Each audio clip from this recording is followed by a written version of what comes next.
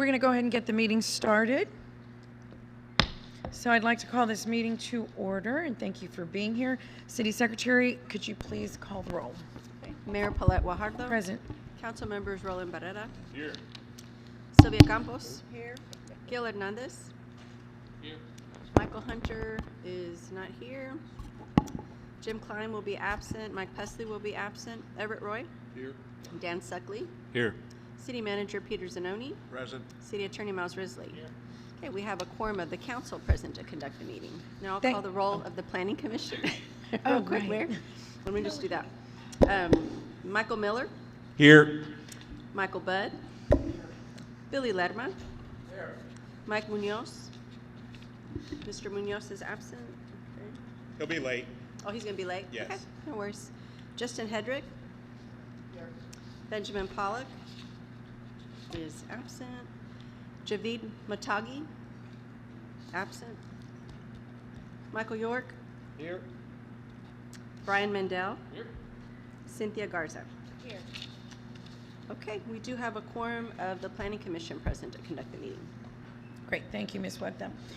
So just a few guidelines as were at the prior meeting. If you have a question or comment, if you'll please just wave your hand around, let me know, and we'll make sure we give you the floor. The speakers with Pape Dawson will be stopping periodically throughout the presentation to ask if any of us have any questions or comments. So please reserve your questions or comments until that point. We'll also be taking a break every 90 minutes. So we'll have an hour and 20 minutes of discussion followed by a 10-minute break. And since this workshop is for informational purposes only, no public comment will be solicited. So at this time, I'd like to ask our Director of Development Services, Al Raymond, to introduce our speaker. Thank you. Is this on? Can you hear me? Is this on? Hardly. Do a little test, Al. Testing.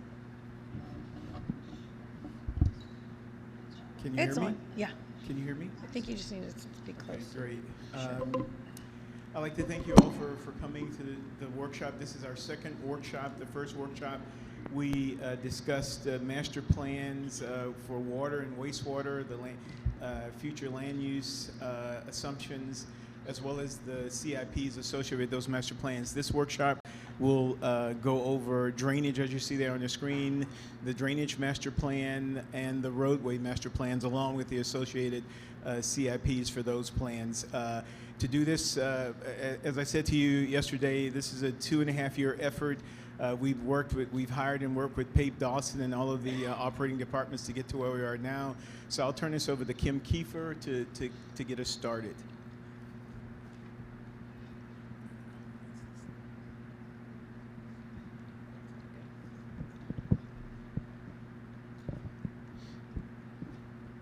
I don't even know how to get that in. Can you all hear me okay? Fortunately for you, I have worn out my welcome with the last workshop, so we have 2 new speakers today from Pape Dawson. We're going to start with the drainage and move on to the roadway. We will not go over in detail the land use assumption part because we did that last time. If you have questions on that, that's one of the reasons that I'm here today. But really, we want to focus on the other 2 master plans and capital improvement plans that have been put together. So with that, we'll start with Jake Powell. Jake?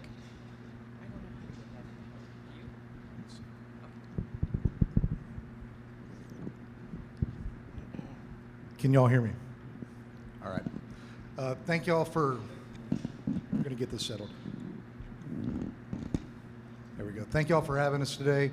Again, my name is Jake Powell. I'm an Associate Vice President at Pape Dawson. I've been the stormwater lead for that portion of the Comprehensive Master Plan. Some of the first few slides are going to be a review, just very brief review to remind everybody of where we're at in the process. We've been working on the capital improvement plans and the impact fee process for a couple of years, working through the process with the advisory committee or SEAC. And we're in the planning and analysis steps here. Those are, from a time frame standpoint, are the longer steps, and that's what we're doing now. We already talked about land use assumptions last time. Kim did that. We'll briefly touch on that for the stormwater portion, and we'll talk about what we've done with the capital improvement plan within the context of the impact fees. But we won't be talking fees today. Would like to thank the members of the SEAC that are here. And this is the current the list of the current SEAC members, and there have been others that have been a part of the process over the last couple of years. I think we've got some in the audience as well. Just as a reminder, we've met with this group first kind of quarterly, and right now for a while the cadence was about monthly. And so it's been a good group, and we've worked through a lot of these the issues with that group at the SEAC meetings and in small group meetings throughout the process. We talked last time about the basis of our land use assumptions, and I won't rehash everything, but as you remember, it starts out with the area development plans. We had some data from the MPO about traffic analysis that led us to discussions about growth patterns. We won't go through the numbers today. And then we had the city zoning information for land use associated with those area development plans. And so that kind of, that was the baseline for the water and wastewater studies. That also was the beginning baseline for the stormwater studies. One difference, though, with stormwater, first of all, about the way the impact fee works, is the stormwater impact fee can actually be applied outside the city limits within the ETJ, as long as it's within a contributing watershed that flows towards the city. And so we had to make further land use assumptions about what is going on in the ETJ. And so basically, the long story short on that is that most of the area, there's no assigned land use. There are some corridors where we could tell this is going to be residential, this is going to have some industrial. And so we filled those in as best we could based on plat data, anything we could garner from aerial imagery or just discussions with the city. And everywhere else, we just assumed a mixed use of development. So anything that you see that's kind of the blue color there west of Oso Creek, it's mixed use, predominantly residential. Now, I want to be clear on one thing, is that you can see we're showing land use for the entirety of the Oso Creek watershed, everything developed with the exception of the King Ranch down there. We are not making any assumptions on the timing of that development. We're not saying that will all be developed in 5 years, 10 years, or 50 years. But for sizing our stormwater systems, we have to look and assume that the entire watershed is developed. So you're going to hear me say ultimate conditions a lot. This is what I'm referring to. Anytime we're sizing the channel improvements for Oso Creek, for example, we're looking at ultimate conditions. Now moving on to the drainage master plan. So we're here to talk about the capital improvement program, the capital improvement projects that are for the impact fee discussion, but our analysis went beyond that and looked at the developed areas of town as well. So we're going to talk through what we did throughout the city and then kind of wrap it into show you the handful of projects that actually did feed into the CIP that's part of the impact fee discussion. We started similar to water and wastewater. We look at the existing conditions. What are the current land use? What is the current state of the city's drainage infrastructure? We received GIS data from the city. We looked at where those pipe systems are, filled in the gaps with any as-builts, and started out with a baseline. From then, we started adding our growth projections. Same process as with water and wastewater, but out in Oso Creek watershed, we had to look at the ultimate development. Throughout this, we're cutting watersheds. We're laying out, how to lay out the projects, and we started developing drainage service areas. As you'll remember, with water and wastewater, there were service areas where how the projects were assigned and fees could potentially be applied. We did the same thing with service areas. There are 8 service areas. I'll show that map shortly, and they do extend within the city limits and in the ETJ. One thing to note about impact fees for stormwater is that the impact fees have to be spent in the same watershed where they're collected. And I'll explain that further when we pull that exhibit up. We did several different types of hydrologic and hydraulic modeling, H&H modeling. That varied based on where we're at in the city and the level of infrastructure in the city. Through that, we identified risk areas where we need to have improvements In the developed areas, we call those PMAs, potential mitigation areas, basically areas with high flood risk. And then elsewhere in the Oso Creek watershed, we just looked at where that growth was going to be and made sure that we had capacity in the channel systems for that future growth. Our master plan, again, we looked at it from a comprehensive standpoint throughout the city, not just for the impact fee components. So we did a few things. We provided updates to some older H&H models that the city had. We developed prioritized lists of projects in the developed areas and created some new projects in the undeveloped areas. We provided cost estimation, and all of this we ran through the CIAC review process over multiple meetings. Ultimately, for the CIP associated with stormwater impact fees, we actually landed at 5 projects, and we'll illustrate those at the end. And as we're going through this process, the goal is not just to come up with an impact fee, but to really inform the city about project funding and policy planning. A few notes on funding. There are several avenues that a lot of y'all are well aware of, but I just wanted to cover this. There is federal money available, so there are CDBG or block grant. There's block grant money available. FEMA hazard mitigation grant programs come around. Some of this money has recently come into play with Hurricane Harvey and other storms in the last decade. From the Water Development Board, the state has put together regional flood plans. There's the Flood Infrastructure Fund that has been established, and there will continue to be more money available, just as part of the biannual state budget for those type of projects. And it's important that projects are identified by the cities so that they can potentially get those funds. An example of this that is already in the queue for the city is the Oso Creek Bottom Rectification Project, which the city budget already includes the planning and design for that project. And it coincides with one of the CIP projects that we have included. There's also TxDOT funding, Category 6 bridge funding, which can be driven by roadway needs or safety or by hydraulic reasoning, but that is another source for replacing bridges throughout the city. And then, of course, you're well aware of the local programs, BOD programs, stormwater utility fee. Stormwater utility fee tends to handle smaller to mid-sized projects, can pay for staff, maintenance and operations. That typically happens more in the developed areas or where the city owns stormwater infrastructure. And then if adopted, the impact fees must be attributed to growth and new development, and the fees must be used within the service area as discussed.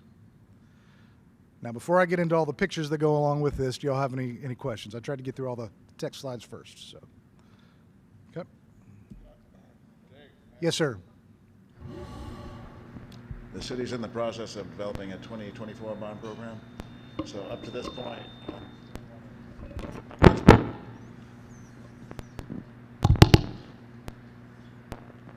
this thing working? There we go. Stormwater infrastructure has been funded for the stormwater fund in most recent years. But for the 2024 bond program, we're going to look at using the actual bonds, the property tax-backed bonds to fund the stormwater. We're going to look at that option as we work with City Council. Good. Councilman Hernandez has brought this up in recent years. So just to note that. Okay. And on when we get to the prioritized list of the projects in the developed areas, hopefully that can inform where those projects overlap with other street and utility needs. Michael, did you have a question? Yeah. You said that when the impact fees come in, they'll have to be spent in their service area. Is that for the most part? Is it the sub areas? For stormwater, it'll be one large Oso Creek area, and I'll show that in a second. We looked at different options. That's where we landed. This map shows that the different areas where we applied different hydrologic models, and we applied a certain type of model based on the area of town, the topography of town, the flooding source, and the level of infrastructure. So the Oso Creek Basin is the most riverine type situation where most of the flooding starts, if in the event that the creek gets over the banks. So we used a RAS model for that. For kind of the greenish area throughout the city, we used a different type of model that took into account. We do have one question. Oh, I'm sorry. It's okay, Councilman Hernandez. Yes, sir. Okay, I see that, that you have that set up, and there's a lot of things that the county would do or not do that would affect what we're doing here. I didn't see any coordination with the county and their plans. I mean, the county does not have a countywide drainage district. So how are we going to incorporate that into this? So we did coordinate with the engineers that are performing the Tri-County study throughout the process, and we made sure that our studies overlapped the appropriate amount, but when we had specific projects that we weren't both studying the exact projects. But our projects in the Oso Creek watershed are coordinated so that they can take the water from the county projects as those come along. So there has been a coordination there needs to continue to be more coordination about project selection and funding. Okay, thank you. That's a good question. The areas for the drain towards Corpus Christi Bay, there's already a lot of storm drain infrastructure, so we use a different type of model, an ICM model, to simulate that underground storm drain. We looked at the downtown area. The city already had a model that took into account the pump systems. So we updated that with some new rainfall data, and then just checked with that model to make sure any of the other projects that we put into place upstream of that didn't have an impact downstream. And then some areas around Flower Bluff, and it's not shown up patched here, but also on the island, we looked at a model that didn't take into account storm drain infrastructure because it's mostly bar ditches, just to look at those areas where there's limited storm drain infrastructure. This map shows, the red lines on this map show the service areas. We have 8 service areas. 6 of them are spread out through the developed part of town. 1 of them is out on the island, and then 1 is the Oso Creek watershed. And so we had different versions of this. We started out with, I think, 16 service areas and then started narrowing it down. And right now our recommendation is for all of Oso to have a single service area. Now you'll notice that there's kind of a gap in those 2 black polygons where Robstown is. That is not to imply that water doesn't go through Robstown or there's not water coming from Robstown. The limits of this are for the calculus of what a fee would look like. So the watershed absolutely takes into account all the water that goes through Robstown, but the city cannot apply an impact fee in another city. So that's why it's not included in the service area. So if you see that gap, that's why.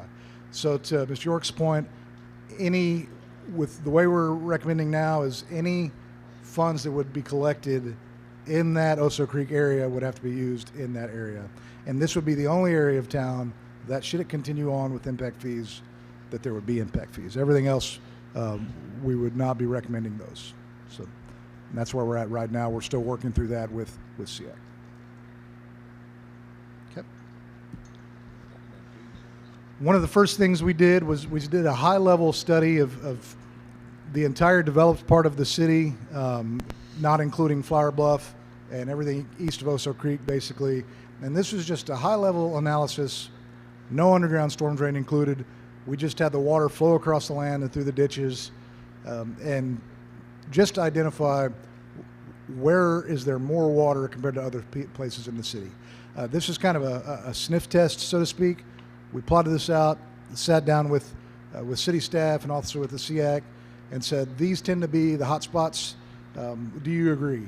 And this helped us early on identify, well, yes, the city agrees, but they've already got a project, the first project at Williams Ditch, for example. And there's also already been work done on Lavoya Creek. So it was just an initial stage to set, that there were issues around the city, and it kind of helped us zone in on the hot spots. As we started zeroing in, we started looking at looking closer at certain areas of town, and this is an example of an area where we see a lot more clustered flooding in one area, and we started calling these areas, these clustered areas of risk, potential mitigation areas, or PMAs. So later on when we talk about the developed projects, they all stemmed from some analysis like this, and this is just one example. We also have, do have printouts, large printouts of some of these areas in case during the break you want to look at anything, we can look at those later. But then taking a step back and looking at the areas that are not yet developed or not as developed, we wanted to look at the capacity of Oso Creek. And so one of the things we looked at earlier, and we were rightfully asked by the SEAC and staff, is basically what is the capacity of Oso Creek. And so roughly speaking, Oso Creek proper is generally at capacity, maybe slightly over capacity in areas during a 10-year storm under existing conditions. What that means is if you think about all the textile roads that go out west of town, in a 10-year storm, those bridges are usually passable, is what our modeling showed, which jives with our discussions with the city and the stakeholders. So, it takes a very big storm to have issues with those roadways. We also applied a 100-year storm, and you can see a lot of the areas where it's still open farmland. They do get flooded naturally because there's just a lack of creek systems. There's just a bunch of TxDOT small bardages that get the water to the creek. You do start seeing some areas where Oso Creek is out of banks here, but even where it's not out of banks, the water's moving slowly, and so it's affecting the capacity of the creeks and the pipes that are flowing into it. But then we applied the ultimate hydrology, where we assume everything is developed, and we realize that down the road, as Oso Creek starts getting developed, we need to think about how can we have projects that allow runoff to leave from sites to the creek and allow there for capacity within Oso Creek itself. And so that led to our development of those projects in Oso Creek, and I'll show you those 5 specifically in a few minutes. You'll notice there are 2 areas of town that definitely have drainage problems that we do not show any proposed projects. So those 2 areas are North Beach and the island. So when we're looking at this capital improvement plan for the developed areas, we're looking at the areas with the highest risk that we can fix or at least make better with infrastructure improvements. In Oso Creek, we're looking for how can we support growth by providing conveyance from the future developed areas to the creek. The issues with North Beach and the island, which y'all know better than I do, is really it's based on storm surge. If the Gulf comes up, if the bay comes up, that is what drives the risk to those homes. It's really a function of elevation of the homes, of the buildings, whether or not a building is flood-proofed. So the lack of projects in this particular CIP in no way implies that there shouldn't be other work done in those areas. It's just for risk reduction projects. The money is best spent on some of the areas in closer to town where it's already been developed with a surge. Doesn't have as direct of an impact. There are other projects. I know there's already drainage improvements or studies for North Beach, and I know there's been several improvements on the island, and all those are good and definitely usable. But just from a standpoint of what can $10 million fix if the city spends it, the bang for the buck isn't there in these areas. So that's why they're not included. But we did look at them and wanted to point that out. So as we develop projects, yes, sir. So one of the lessons learned during Hurricane Harvey is storm placement. Obviously, there was significant flooding in the Port Aransas area from the Laguna Madre coming back towards the east, as opposed to sea level rise in the Gulf of Mexico coming over the tops of the dunes. In Rockport, the storm kind of bucked all the water up, basically sucked it out of Aransas Bay, pushed it up into Copano Bay, and there was severe flooding back there. Right. On all those creeks and tributaries and everything running that way. How susceptible is Oso Creek to a similar situation? So that's a good question. As far as the water moving from one bay to the other, I don't know that I can answer that specifically. The way we took that type of event, or at least maybe that's a beyond extreme event, but the FEMA information related to the storm surge in Oso Bay is, depending on where you're at, it's at an elevation of 11 to 13 feet. Mm-hmm. So our model starts with the bay being flooded to that level. So we didn't look at the dynamics between the different bays and pushing water back up specifically. We took what was considered the 100-year storm event at the outfall and worked up. Yeah, I don't know if there's a special study or special group of scientists that look at that, but that was, very eye-opening post-Harvey, because, people in Key Allegro didn't have any water come up in their homes. They had significant wind damage, but, just around the bend in Copano Bay, all the water that got sucked out of there got pushed up into there, and there was people with 12 foot of water in their house. So. Right. No, and that's a good question. That's I don't want to hide behind that. That wasn't in the scope of the project, but that's an extreme and specific event that's kind of its own animal. And so everything we're looking at, we started at. One of the discussions we did have is what's the appropriate level of risk to look at as we're developing our projects. And for the developed areas, we looked at a 10-year storm as the initial assessment, because there are structures that appear to be flooded in a 10-year storm. Mm-hmm. So that is where we started our assessment at a lower threshold than an extreme storm. So it's a good question, but all your modeling is based off of average rise of sea level, basically. Correct. Right? That's correct. All right, thanks. So as far as the project types, if we talk about storm drain improvements, this is mostly in the developed area of the city. That usually looks like removing an existing pipe and replacing it with a larger pipe. So there's, say, a 48-inch pipe, and you need to add a 4x3 box or a 60-inch pipe. In some cases, there are multiple pipes running down a corridor, and the solution is let's just add another pipe or another box down the corridor. And that depends on the situation. There are also culvert crossing improvements. If we improve the capacity of the pipe network and the channel network, you have to get your water across a culvert improvement. So that might, I've got an error in there. There's the flood infrastructure fund doesn't have anything to do with the improvements there. So sorry about that. We'll get that fixed.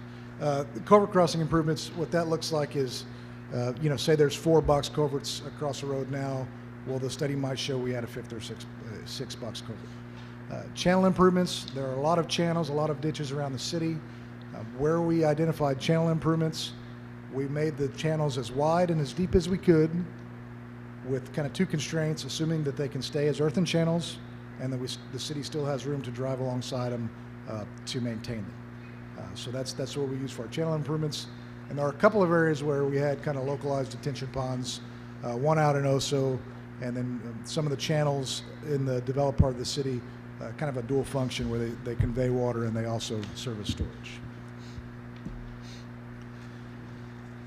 This, and we do have a plot of this, this kind of shows just the limits of everything we studied. And the reason I throw this up here is I wanted to show the yellow line. And basically everything east-northeast of that yellow line would be a project in an area that, in the specific area where there are issues, it's already generally developed. And the sizing of that system didn't really change when we started applying the growth to it. So everything east of that line would be projects that would be included in bond programs or just annual funding, or could be used to try to get some state level or federal funds, but would be out of the impact fee discussion. The 5 projects to the west, southwest of that line would be the projects that would be included in the impact fee discussion. And I won't look at it. I won't talk through every single project on here, but I just kind of wanted to zoom in to show you the location of the projects. A few things to note as we're flipping through these slides. You can see on the bottom left there's kind of a dashed yellow oval. Those identify areas that the county projects, the county study, the Tri-County study, showed as needs for a potential project. And some of those didn't make the county's final list of actually producing a project, but they identified them as a potential area of need. So we worked with those, with the county's consultant, to make sure that we were looking at those together and comparing results as we go through. Up in this area, there's one project up that drains toward the port. And I'm just going to kind of flip through as we get over, looking downtown and everything that drains towards Corpus Christi Bay. We didn't have any improvements specifically in downtown, but there are 2 or 3 projects that drain to those downtown systems, kind of in the uptown area and south of there. So we made sure that we weren't creating any sort of inadvertent impacts. And there are a number of projects kind of along the corridors like Louisiana and Bronner, those parkways, and some of those areas flowing out towards Corpus Christi Bay. Had another, half dozen or so projects flowing towards Oso Bay. And again, these are areas where there's still room for some development, but the ultimate conditions doesn't really change much in terms of the sizing of the pipe systems. There are areas where there's already city projects, where those city projects are occurring. We made sure, we tried to tie into those and not overlap. And then kind of moving back northwest, there are projects that do drain towards Oso Creek, or areas that drain towards Oso Creek that need projects that do not necessarily go into the impact fee discussion. And so that's, the 5A, 5B, the 4s, those all drain kind of southwest towards Oso Creek. So those would be part of the more of the bond and utility fee funded projects. A couple things to note is that after we developed all the projects, and we developed those first based off of risk, we went back and looked and said, okay, well, let's check and see what this looks like for each council district. And there are projects in every council district and also in every county precinct.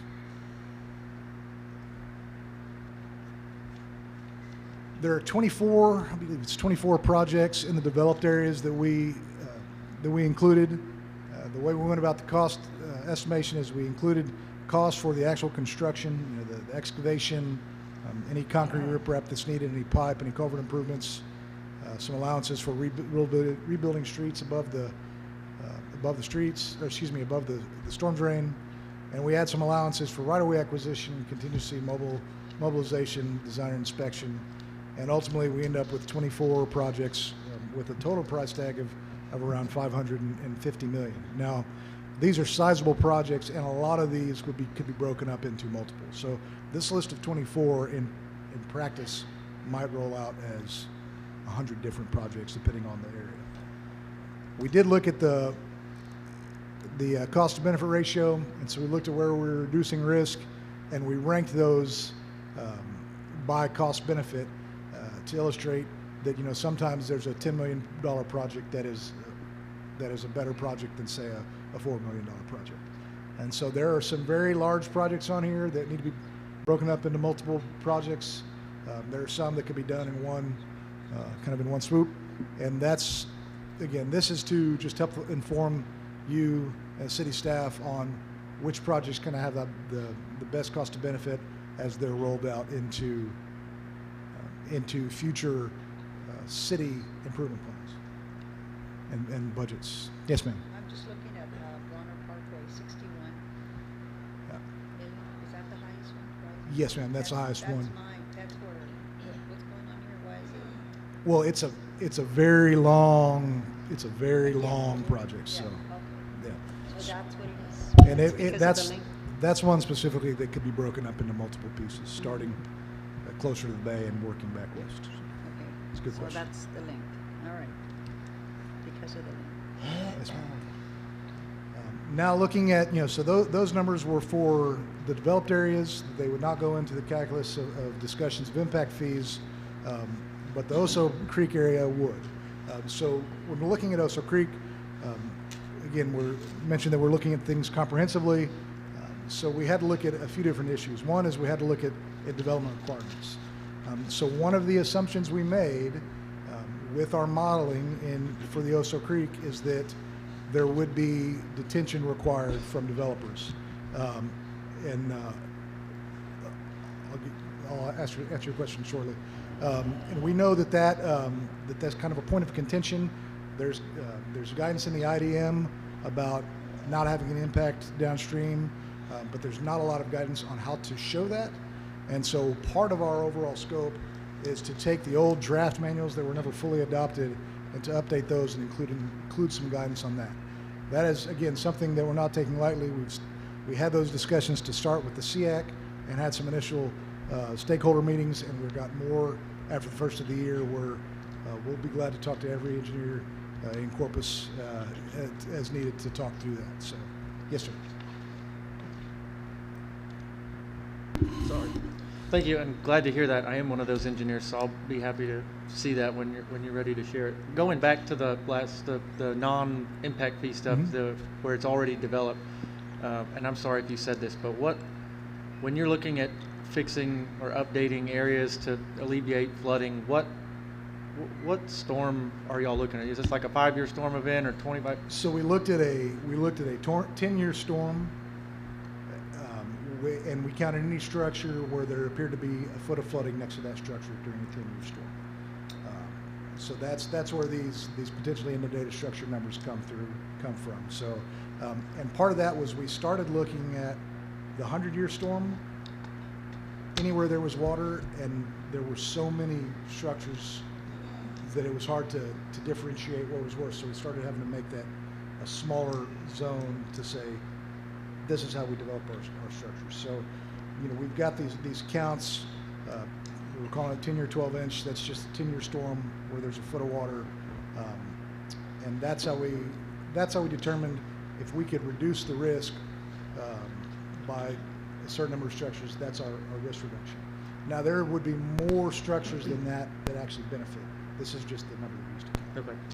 The cost that you have on there, that's all based on infrastructure to serve that 10-year storm? Correct. Okay.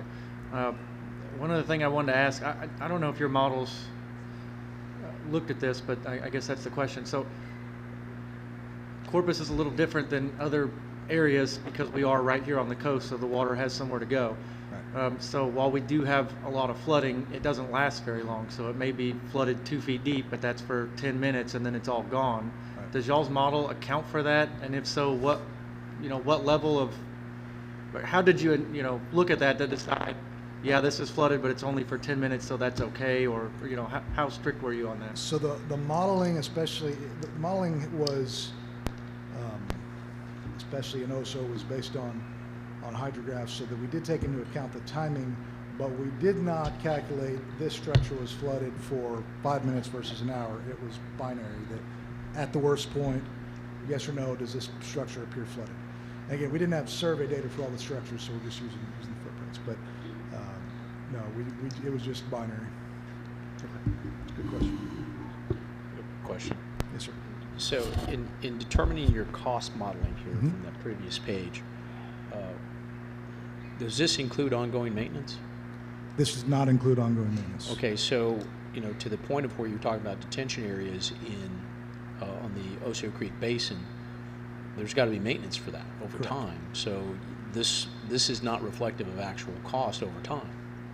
Not over time, no. This is construction costs that would be budgeted for a specific project at the construction of the project.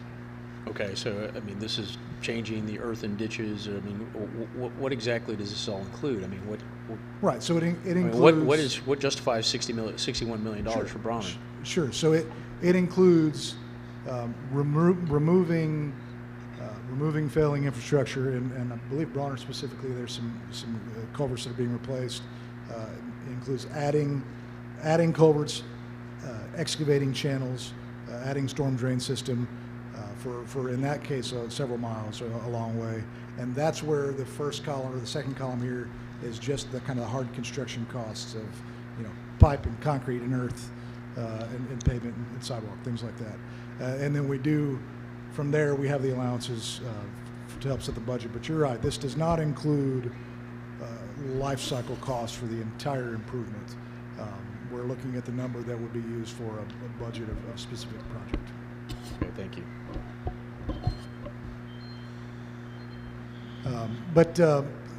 So the development requirements, again, we're working through with staff and with stakeholders to start that discussion. We had the first meeting on that. We'll have some more after the first of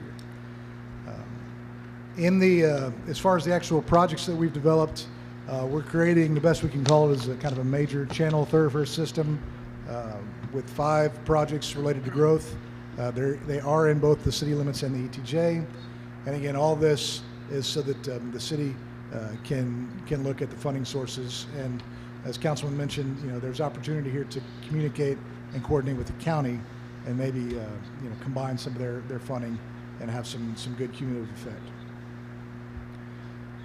I will walk through the 5 OSO projects in a little bit of detail, and these are numbered generally in priority 1 through 5 in the order that they need to occur. There's a little bit of room for flopping those, but flip-flopping those. OSO 1 is basically dredging and excavating within Oso Creek from the confluence of Lavoya Creek down to Oso Bay. This is very similar to the footprint of the Oso Creek rectification project that the city already has the planning and the design funded for. And so really this, again, it's just really just excavating, dredging the channel to get as much capacity.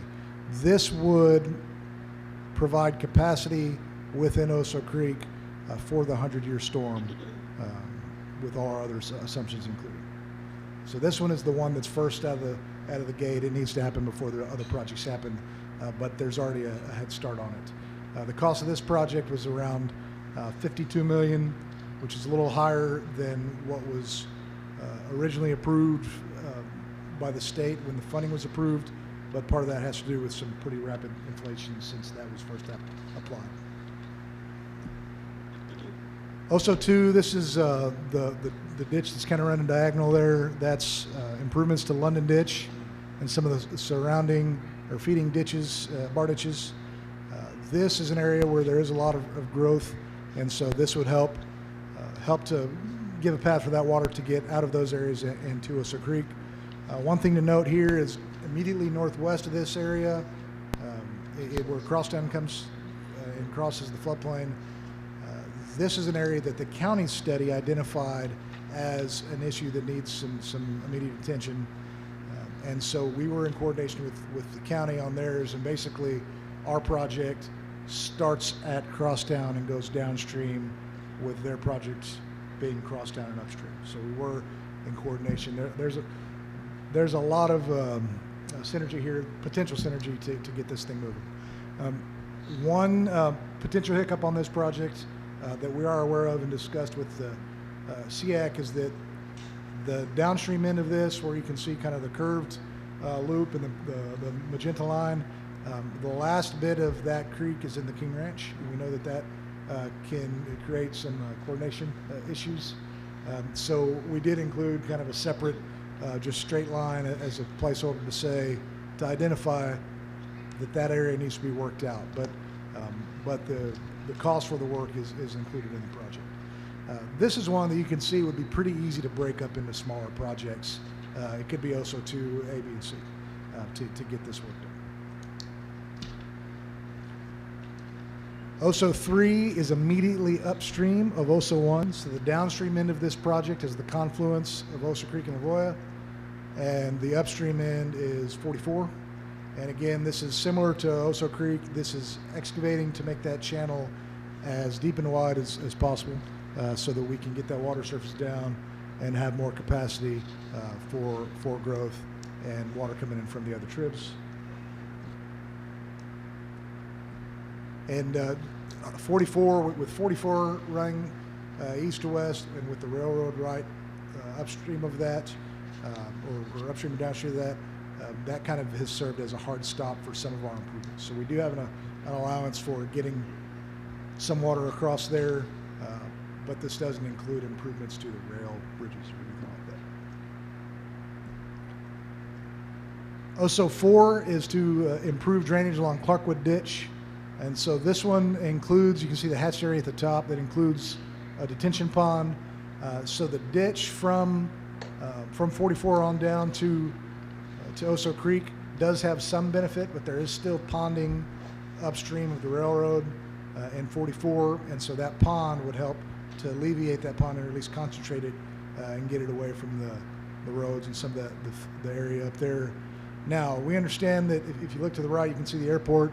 There are design considerations to think about when you start talking about ponds adjacent to or nearby airfields, and so that is something that would have to be looked at should this project progress.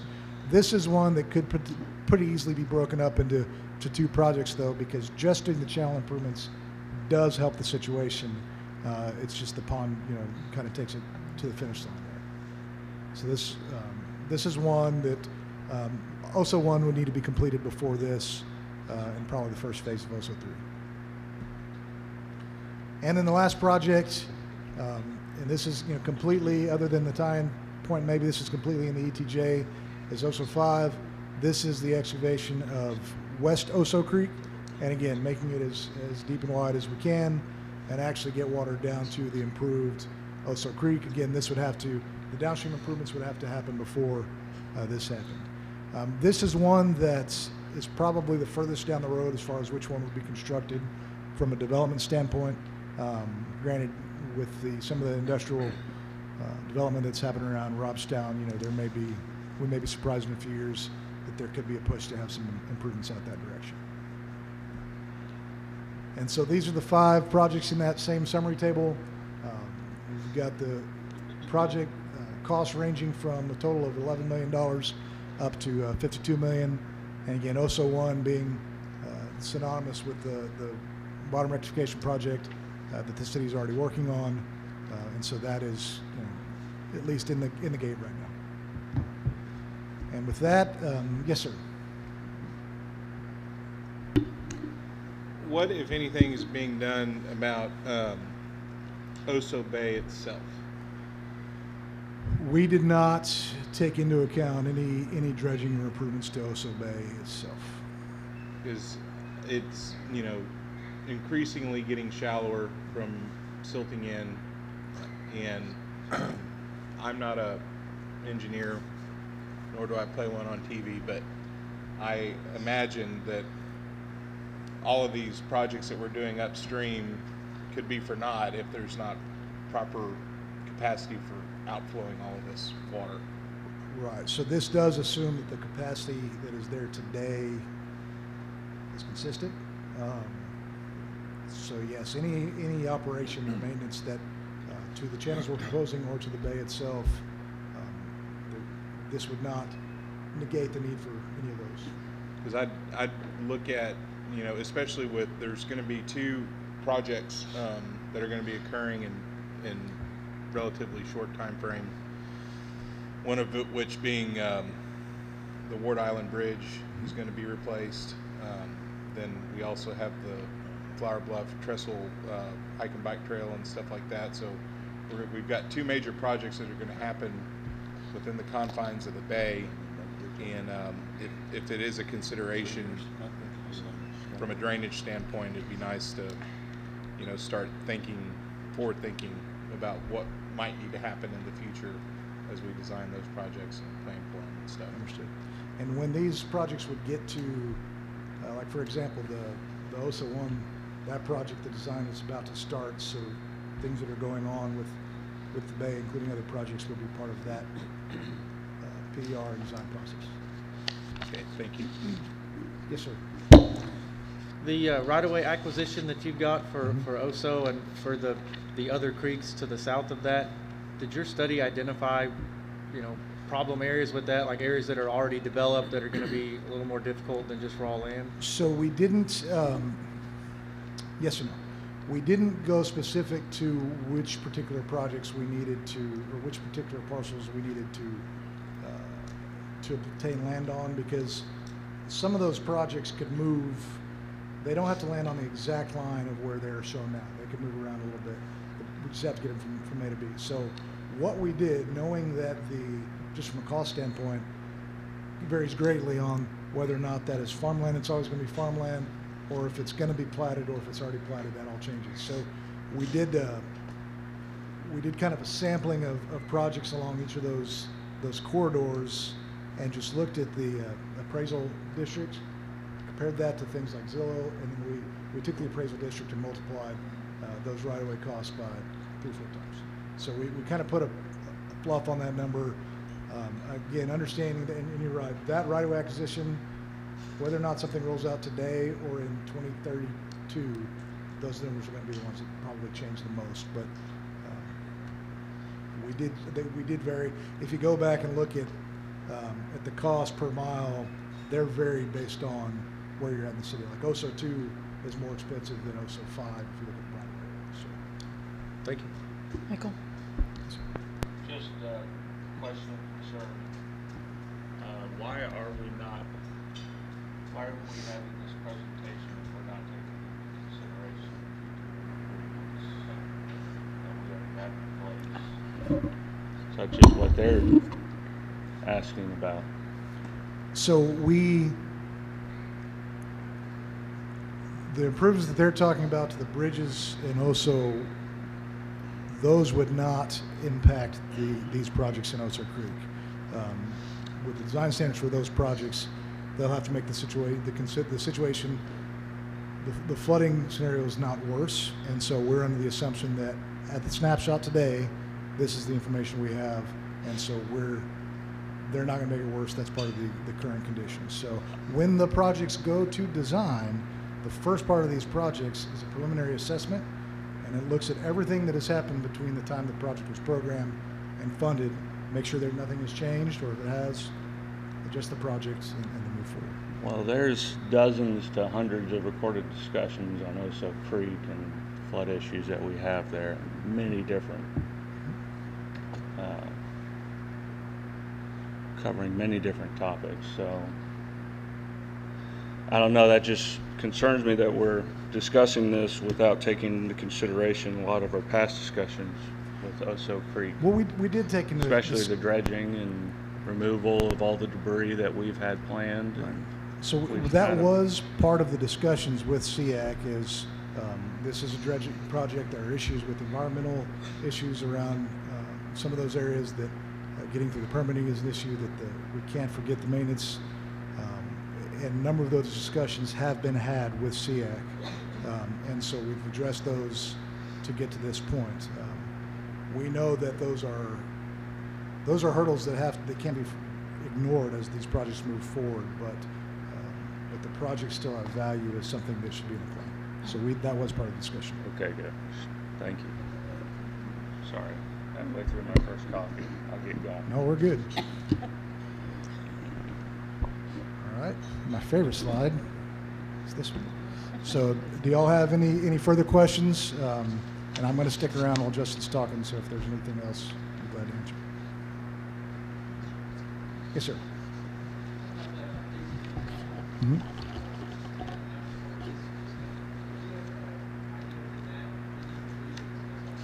We're planning on the next meeting being in January, that technical meeting. I don't know the exact date. We're working on getting that set. So soon, very soon. Yes, sir. So going back to the question about the county and working with them, and we're talking about within our ETJ, but also within the county. Right. And those improvements will affect everything upstream or into the county. So, I mean, how is that working? Because they could make improvements up there that add more water to the Oso further north and west. Correct. And so that's why our channel improvements are sized, assuming that everything has been developed. So are we going to share? It's kind of a maximum scenario. So that okay. So that being the case, are we going to share in the expense with the county? I think that is a good idea where it makes sense. There are definitely areas, especially kind of around OSO 2, where the city and the county both have projects identified and could get together and well, technically the OSO is, right. All of it's part of the county, right. But I mean it is in our ETJ, but it's right. Technically in county, it's not in the city limits. Correct. And so absolutely those are continuing discussions that need to continue. Having these projects in this CIP helps that discussion on your end, and the county having their projects identified in their planning document should help on their end, especially when you try to combine that and go get funding from the state or from the federal government. Having agreement between two entities helps. And I understand we're going through this process with Oso Creek, but it is a waters of the United States. I mean, it's not necessarily controlled by us. Right. I'm assuming we'll have to go get through all the permits, yes, GLO, EPA, all that kind of stuff, yes, and the environmental impact. I mean, it's not something that can be done quickly. Correct. That is included as part of the allowance for those, in those costs. Okay. Yes, sir. You talk about ultimate improvements with respect to all of the OSO stuff. Are all the numbers on here reflective of the ultimate? So all the projects you've identified, are those building out to the ultimate improvement? So infrastructure to serve the fully developed? For OSO, yes, it would be large enough to serve everything fully developed, assuming that there has been on-site detention. But still, even with everybody doing detention, there's still more water in the creeks when you add it up. So it takes all that into account. Will your study, as this goes to completion, I mean, you know, fully developed areas, hundreds and hundreds of acres that may not develop for 100 years, if ever, there's something that needs to be looked at for, you know, you say cost benefit, something like that. You know, does it make sense to build this now for something that may not be needed for 100 years? So is that something y'all will look at and be able to present to the city with, hey, you can build, you know, make OSO 100 feet wide today, and that'll get you through 50 years, or 200 feet for 100 years, that kind of. So that's part of why the project's in order. OSO 1 needs to happen fully, so that everything else can be brought in. Part of that comes into is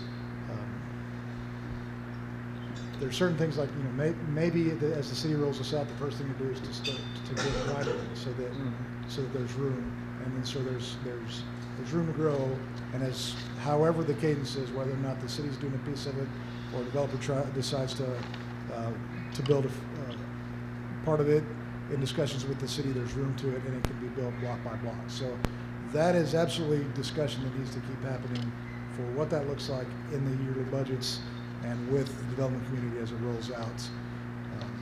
That will be important. And I think just the dollars here are going to force that discussion to say, okay, we have $10 million this year. This is a $30 million project. How are we going to cut it? So we won't get into that level of it with the rest of this process.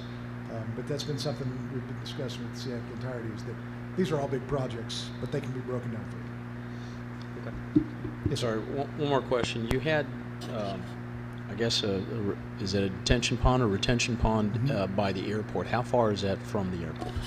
I don't know offhand. It's 2,000 or 3,000 feet. I know that's something that came up as being a. Well, it's a concern because when you have that body of water, you attract waterfowl, and you're near an airport. You don't want those birds getting into the jet engines of. Right, and so what happens today is that water already ponds. It just ponds shallow in a large area, and this would get it off into a more concentrated area. And you're right, there's a lot that goes into that. It would have to drain within a certain amount of time. You're right, that's definitely a design consideration that would need to be taken into account as it moves forward. Okay, thank you.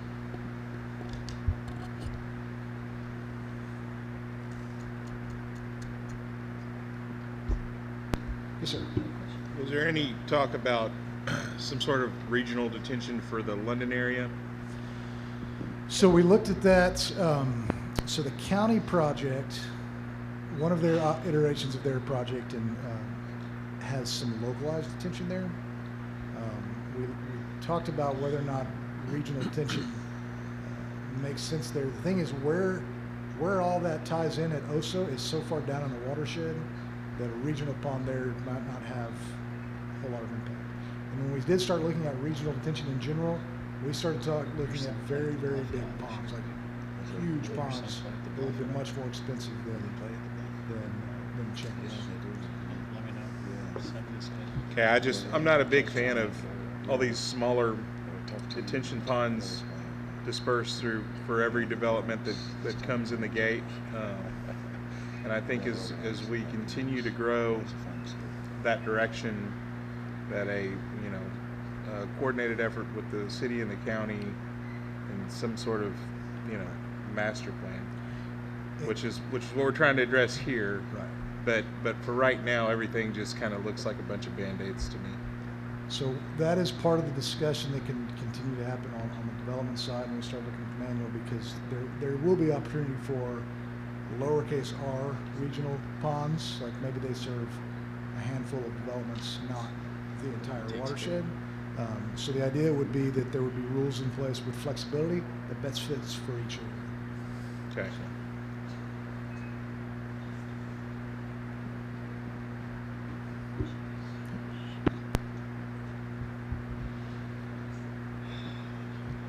Well, that is all I've got, unless there's anything else, and like I said, I'll be around. So. Great. Thank you so much, right. Jake.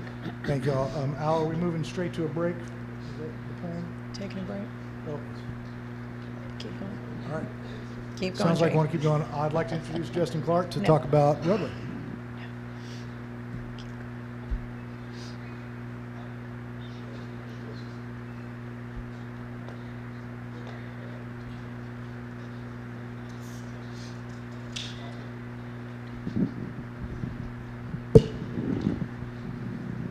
Gotta get the mic going here a little bit shorter for me. Turn it down. There you go. So good afternoon, everyone. I'm Justin Clark. I'm serving as kind of the task lead on the roadway side. So I'll go through the roadway master plan and capital improvement plan development. Here to answer any questions related to that. And then it sounds like we're going to have a break in 10 to 15 minutes, something like that. So the first part of the master plan that we really worked on was developing the service areas. So as Jake mentioned, probably in his presentation, as we're developing this master plan, we wanted to consider how this could move forward, how the city could actually implement that. And so everything that we're doing as part of the roadway master plan is based on the Chapter 395 local government code, which is related to impact fees. So we're trying to avoid the impact fee discussion, but I think it's important to understand how we structured our service areas and coming up with our plan for the roadway master plan. So the basis of our plan is the Corpus Christi area development plan. So there are 9 of these within inside the city boundaries, the city area.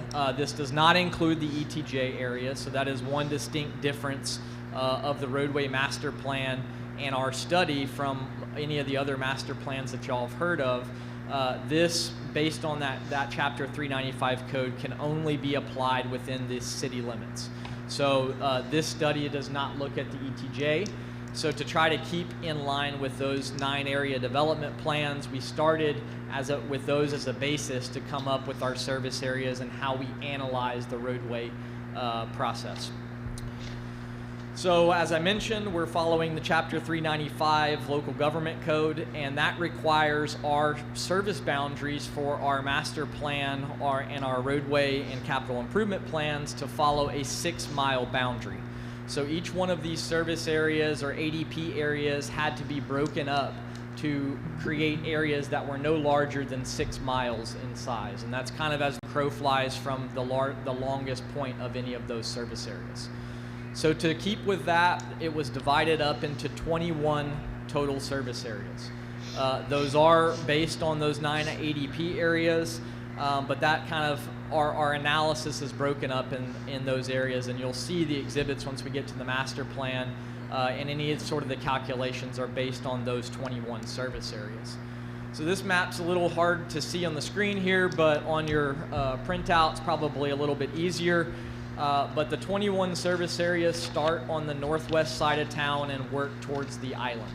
And so I think there's no more than 80 or 4 service areas for any one ADP area, but that was just to meet that size requirement that we're required to do. So this is kind of the basis of our study and how we focused on these 21 little small areas. So each one of these areas is a little study of its own.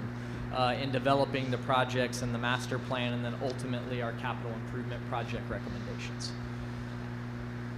So the first thing that we did after we had the service areas is look at the existing roadway inventory. So we took the current transportation plan, which has all the collector and arterial roadways, and looked at each one of those segments within each one of those 21 service areas, and looked at how the street is classified today, the number of lanes that it has, what's the right-of-way look like, and ultimately what are the traffic volumes on there.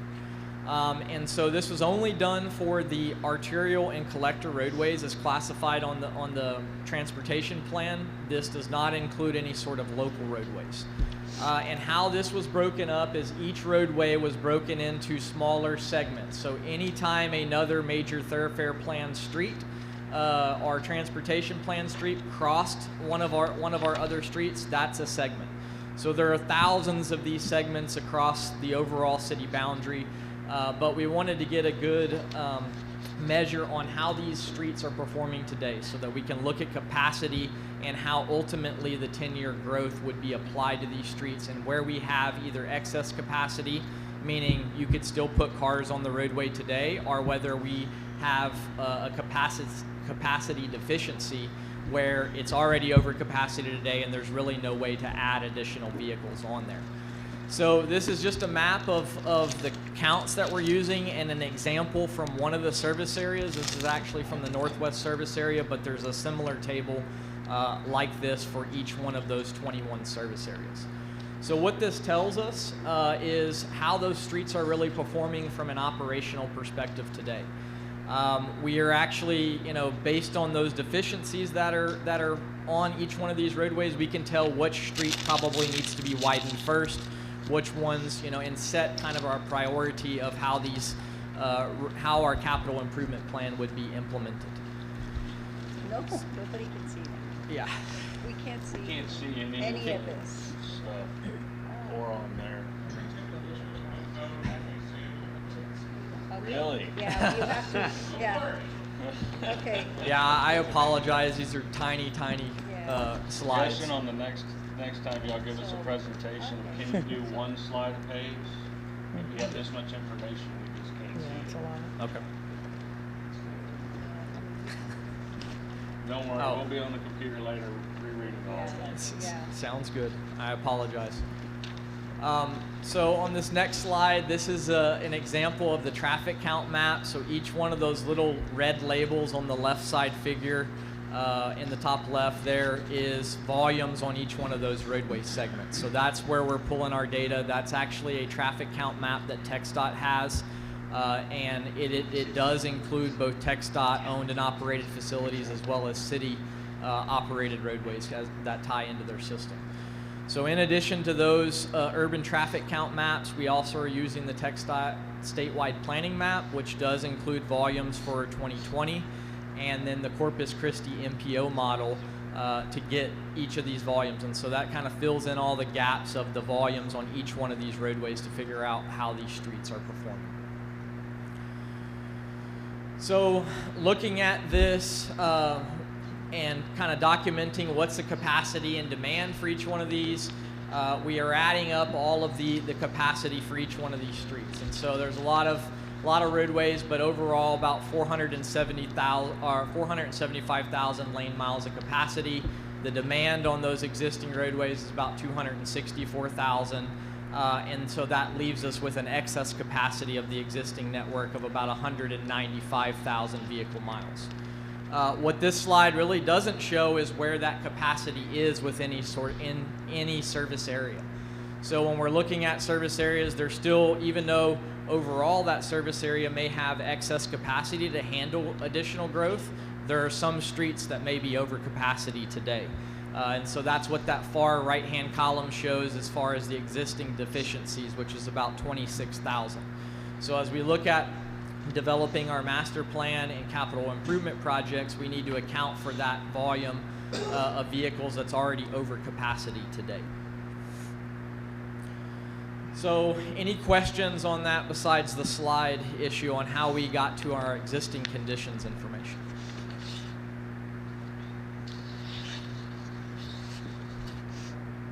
Okay.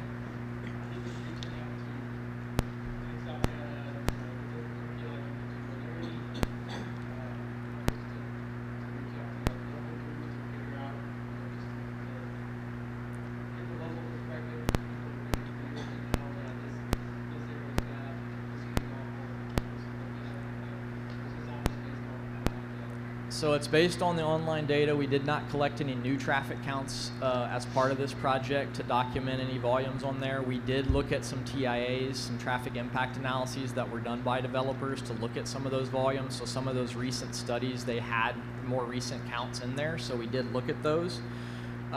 The other thing, you know, once we had our existing condition inventory prepared, we worked with the SEAC team to kind of look and see what streets were over capacity, and generally I think that lined up with what they were expecting as far as the, you know, overall capacity and what streets were over capacity or under capacity today.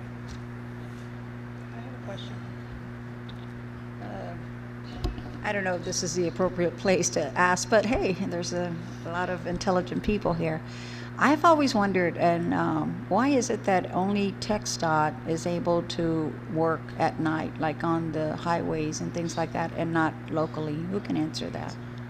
Like crews, like actual, you know, street crews. So it's normally that's based on the plans that are developed, so definitely not something part of this study, but as part of the traffic control plan that's developed, when plans are put together, there's usually some stipulations on when the contractor can and cannot work, and so that would be something that is part of the plan's development process. Well, only because I've seen it in other cities, and you know, I guess just different. Whenever I'm traveling, I'll see crews working at night, but I've never seen anything in Corpus. I'm just, you know, just wondered why that was. Does anybody know that? Councilwoman.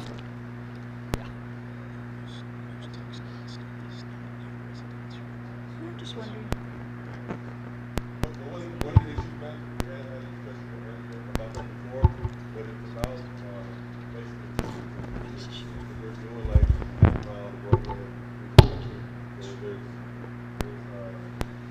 logistics that need to be in place to light up that roadway, ensure that there's safety.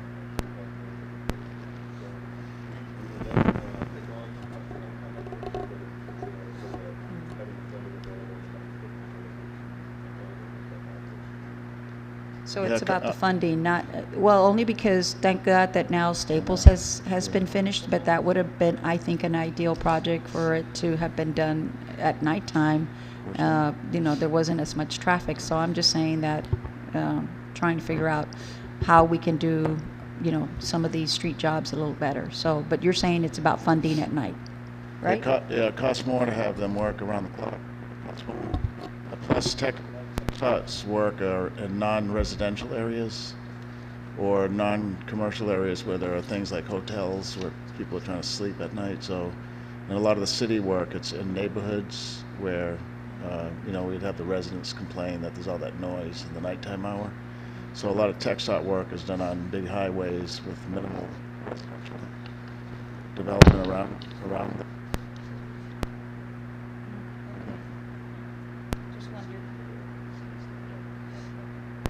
You want to get the work done quicker, but there's a premium, and you also have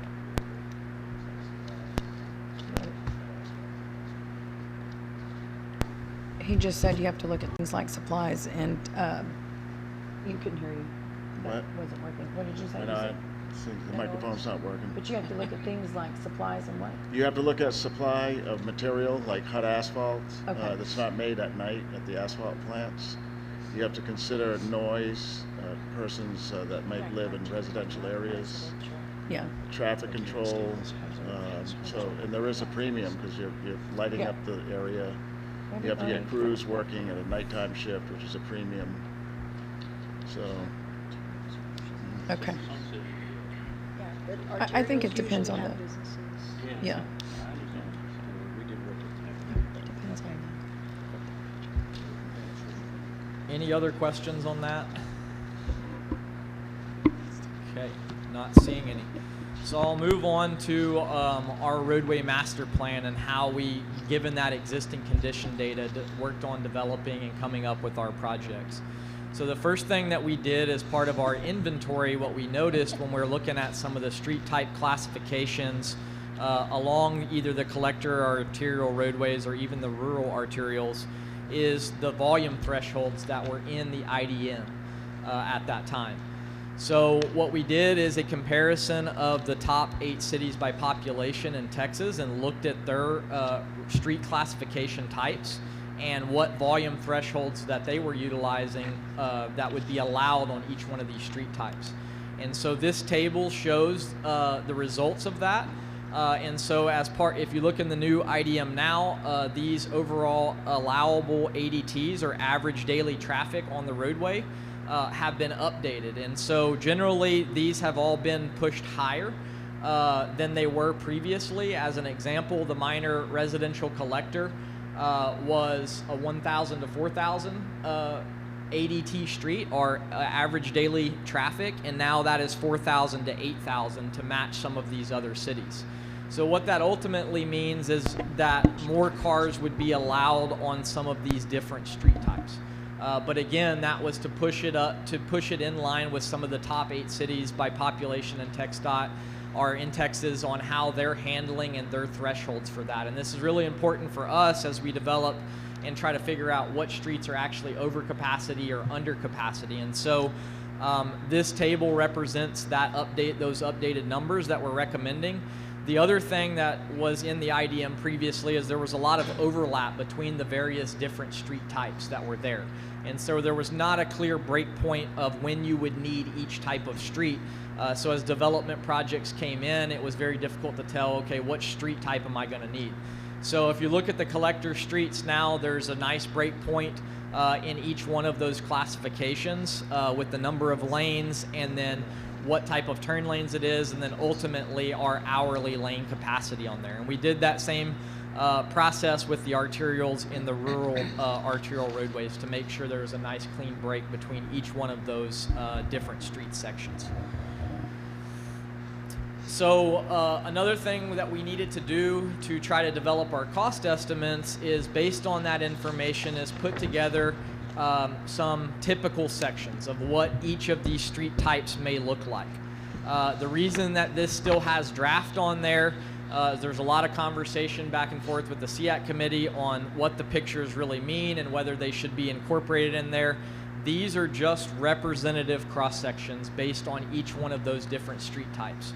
What is shown in the picture generally meets the requirements of the IDM, and the really key component for us is to try to develop our cost estimate of what that street may look like. So as a collector one, it's 60 feet of right-of-way, it has generally 2 lanes, and it would allow parking, but that is not the only cross-section that would be allowed for that type of roadway. So really these were used solely for the purpose, as part of the master plan, of developing a cost estimate for each one of those given types. And so we put these together.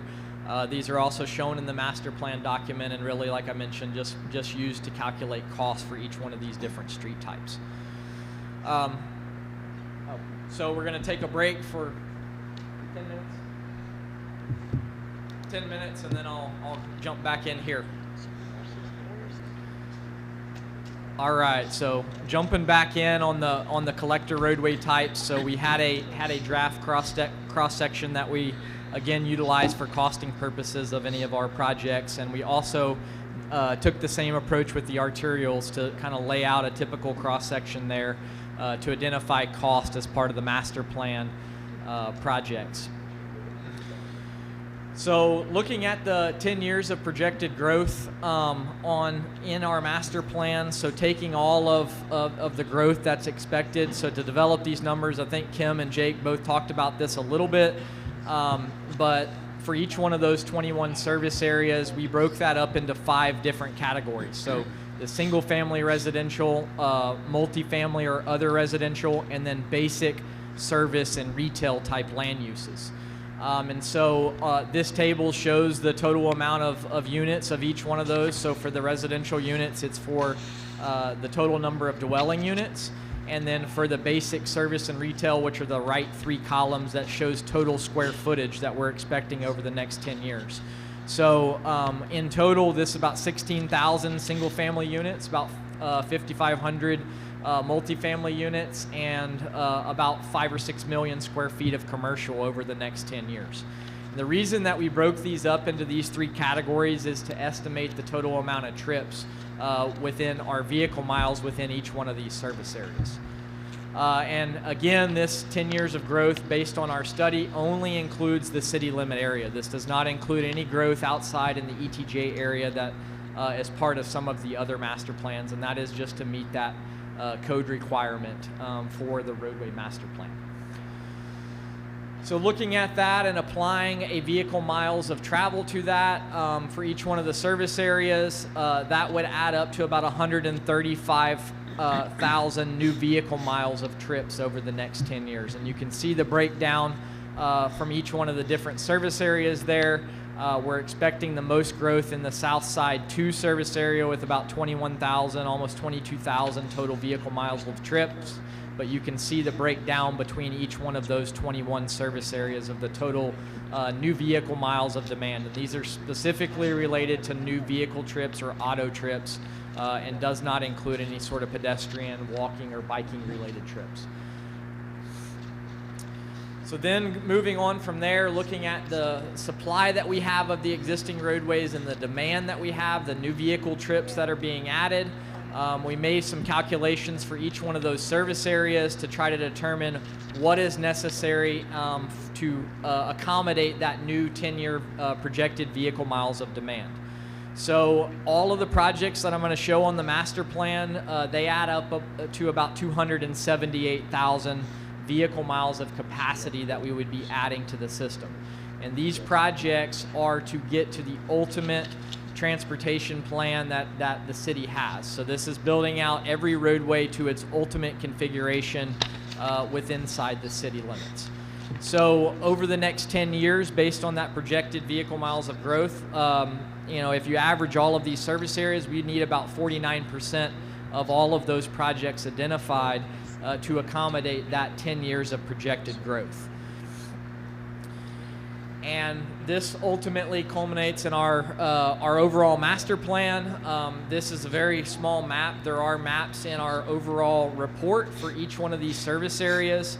But the lines on the map, if you can see that, there are a bunch of little red lines on there. Those are the widening projects. So those are existing roadways that we're proposing to widen out. So a 2-lane roadway to a 4-lane roadway, or a 4-lane to a 6-lane, or changing the classification to the next size of collector roadway to accommodate that demand. In total, this is 475 total projects over the city. And all of these projects would get the city, the transportation plan, out to its ultimate configuration. So only about half of these projects are needed over the next 10 years. There are also new projects on there. Those are new roadways that would be constructed to accommodate the growth. Those are illustrated in a green dotted line on there. And there are also intersection projects to accommodate where we're widening 2 roadways and they're intersecting. We would do some improvements there to improve operations and capacity of those locations. I do have all of these master plan maps in a bigger printed form on a 24x36 sheet if we want to dive into any details, but this is kind of the summary of what it looks like over the entire service area. Councilman Suckler. Yeah. Thank you. It looks like a lot of the data and where we're heading with recommendations is based off of traffic counts and things and vehicle miles. And I wanted to ask, for example, a few years ago, I was working with Public Works. The mayor, I brought it to her attention. I was working with Public Works on Flower Bluff Drive, and they went and did some traffic count studies and came back to me and said, well, yeah, based off of our analysis, it's X number of cars and it fits within the acceptable threshold. And then when I started pushing back and asking them about certain peak times, the data was more on a daily basis as opposed to looking at particular peak times of the day, that it was stressing our streets. And so when he went and got the more granular data, it came back and it was like, oh, wow, you're right. There are some numbers that are above the acceptable thresholds. So can you speak to that a little bit in terms of the data? Yeah, absolutely. So when we're calculating the projected vehicle miles of demand, we're actually looking at the PM peak period. And so we are looking at peak period numbers and comparing that back to the hourly capacity of each one of these streets. So there definitely is a daily capacity, but we're breaking that down into an hourly capacity. And then when we're calculating the number of trips, we're for each one of those 5 different type of units, single family, multifamily, service, retail, and basic, we're actually using the PM peak hour. What we find in traffic is typically the PM peak is typically the worst. Not to say that there are not problems in the AM related to schools and some other specific uses, but a lot of the commercial businesses are not open that early in the morning. So if you look at these master plan type studies or capital improvement projects for roadway, what you'll find is most of these other studies are also using the PM peak to account for that specific situation and looking at, okay, how do we accommodate the demand in that PM peak hour? Thank you. Okay. Anything else on any other questions? Yes, sir. Okay, I see how you have this. This is just city streets within the city limits, correct? It is within the city. It is within the city limits only, and it does include both city-owned operated streets as well as TxDOT operated. Okay, I mean, you have some areas there that are. I mean, we in terms of our ETJ and some of the work that has been done outside the city limits that affect what we do. Like, for example, the regional parkway, which would connect Rodfield and the island to 286. Is that? I mean, I see that you kind of have some lines there, but it's not really highlighted. Yeah, so that is outside of our study area. We are showing the volumes from some of those roadways feeding inside the city limits to figure out what the capacity is. But per that Chapter 395 local government code, if this was to move forward to impact fees and there was funding for that, that can only be applied within the city limits proper. Okay, So, I understand, but we're talking about the plan here, not necessarily. You're looking at it from the perspective of how impact fees affect the plan. But, I mean, we're talking about the volume of traffic, and if you oversize a road with the anticipation of the regional parkway being built, I mean, that's the whole reason, so you get that traffic off of the city streets and onto a highway. So how is this going to work if, I mean, we want to make sure that regional parkway gets built. So as part of this, there's a requirement to update this study. So as those roadways do come online, like as an example of the parkway, that would need to be taken into account in an update, which has to happen every 5 years. Also, our scope was to look at the city limits only, but definitely there could be a very similar process applied out in the ETJ to look at future capacities of some of those roadways and making similar recommendations there. But as part of our work, we were only looking inside the city limits. Okay, well, I mean, it does affect traffic within the city limits.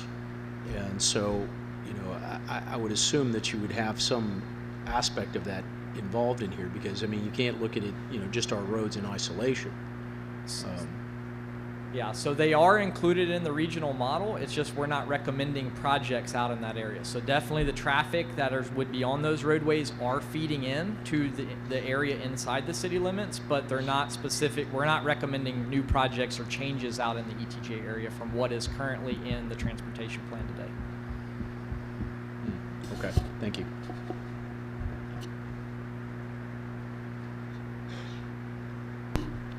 Similar to the drainage deal, separate from the master plan maps and updates that y'all are doing to that, will y'all be proposing updates to the, design requirements and the language of the master plans? And if so, will there be a technical meeting like there will be for the drainage to look at those changes?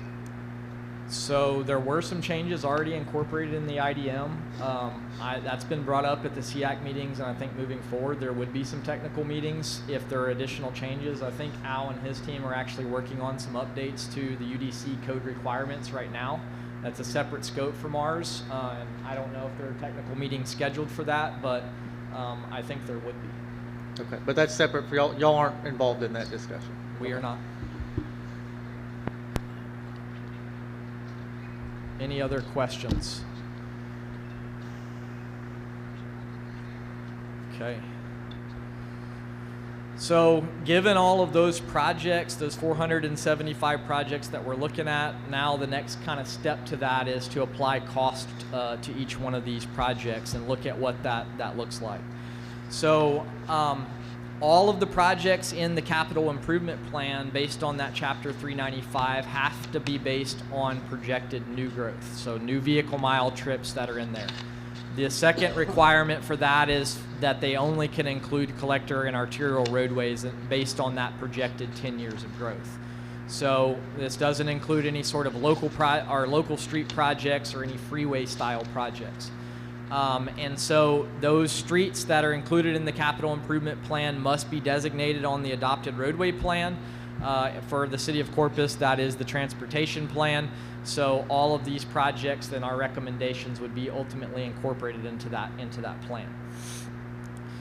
So the type of projects that we're really looking at, as I mentioned, that are included in this capital improvement plan and master plan, they're widening type projects. Because all of it is based on projected growth, new trips that are added to the system. And so we're specifically looking at roadway widening type projects. So if it's an existing street, you know, if it's 2 lanes, do we need to make it 4 lanes? If it's 4, do we need to make it 6? That type of thing. So existing streets. We're also looking at new roadways that would be needed to accommodate that 10 years of projected growth. The other thing that I mentioned is intersection projects. So intersection projects can be included in there. They could also be included for impact fees if that's the way the city chooses to move. But the type of improvements that would be incorporated in intersection type projects would be traffic signal improvements, potentially coordination or timing type improvements, and then adding turn lanes for additional capacity at the intersection. And what is not included in there are the maintenance type projects. So pothole repair, repurposing of existing streets, so changing the lane configuration that's there. All of those type of projects, since they would not accommodate new growth or additional trips, they're not included in the capital improvement plan. There's definitely probably many of those projects that could be done around the city of Corpus, but they're not included in this capital improvement plan because you could not collect impact fee dollars for them. So there's a recommendation there for widening new roadways intersection projects. So this doesn't include any sort of road diet or any sort of planning type job where we would be repurposing a street for multimodal type improvements. So yeah, adding bike lanes, adding wider sidewalks, those type of things. So definitely the cross sections do include some bike facilities, they do include some sidewalks, but we're not specifically targeting road diet or multimodal type projects with this capital improvement plan because it specifically needs to be based on that new growth. So this is kind of a summary of a list of the projects by service area. So this is the total number of projects and the total amount of dollars over to completely build out the transportation system. So on average, this is about 20 projects per service area. If you added up all of these projects to get to the ultimate build out, it's about $1.5 billion in transportation projects. Not all of those projects are needed over the next 10 years. Keep in mind this is just to get to the ultimate configuration. So there would be calculations on what could actually be applied, how that gets paid for, that type of thing. So this is just a cost estimate to build out every roadway that we've identified, whether it's a new roadway, a widening of an existing street, or providing an intersection project. The reason that there are so many projects is each segment of the street is considered a separate project. And so that's why there are so many different projects within each one of these given service areas. So this is a summary of the total project cost broken down a little bit further. What you see in the kind of peach colored area there is the street classification types. So each one of those columns is a street type. So on the far left-hand side there, those are the collector roadways. So collector C1 up to a parkway 1. So C1, C2, C3, and then parkways. And then in the middle there are the rural arterials, and those are really only on the island. And then ultimately our arterial style projects. And so you see that same total cost there on the column just right of the peach area for each one of those given service areas, but this just kind of shows a breakdown of the type of streets that we're recommending in each one of these given service areas. Also on the far right, there is the additional vehicle miles of demand over the 10 years, and then there is a gross share calculation on the percentage of the projects within each one of those service areas that you would actually need to accommodate that 10 years of growth. And then ultimately in the far right-hand column is a calculation of the cost based on the number of trips over the next 10 years. And so there are a couple of cells highlighted red there that we wanted to point out. And the reason that those are highlighted red is when you look at it compared to the rest of the service areas, the cost per vehicle mile in those areas is higher. And so we wanted to highlight that. As an example, in the airport area, airport 1 and 2 service areas, those costs per vehicle mile are higher, partially because as part of working with the SEAC, we're not projecting any sort of residential growth in that area. So if I flip back to the residential table, because of the airport overlay areas and the restriction of building residential near the airport, the decision was made to remove some of the residential type uses in those areas. So that's part of the reason why we're highlighting those, just because those fees per vehicle mile are higher than some of the other service areas. So any questions on this table? Yeah. Not on this table, on your growth, where are you getting your growth projections? So for the growth, what we did is we looked back at the historical platting information and projects that were underneath the development process and how those were coming in. We also used the MPO model. The MPO is working on an update, so we were using the previous version from what they're looking at now, and also the census data to look back at historical growth to try to project forward. So what we did to project that growth is we looked at each one of those ADP areas, the 9 ADPs, and then looked at, you know, the total number of lots that have been built historically over the past 10 years, multifamily, and then the commercial type developments to project that growth out. So in general, if you look at that, it's around 2% growth over the entire city. And that varies based on each one of the given ADP areas, but generally that averages around 2% growth. Okay, Which so is either we need to update our numbers or y'all need to be updated, because that's not up to date. so The I have MPO heard. plan is not 2% a year. Not So what they gave us. So Yeah, one I've of us is heard- getting the wrong information. I have heard that is, you know, around 1%. I know the state demographer has come out and said those projections are a little bit lower. So it's definitely a comment that has been brought up. Ultimately, what that would do as part of the roadway plan is it would just decrease the amount of projects that would be needed in the next 10 years. So ultimately, we would still be recommending all the projects. It would just change the calculation on what's needed over those next 10 years.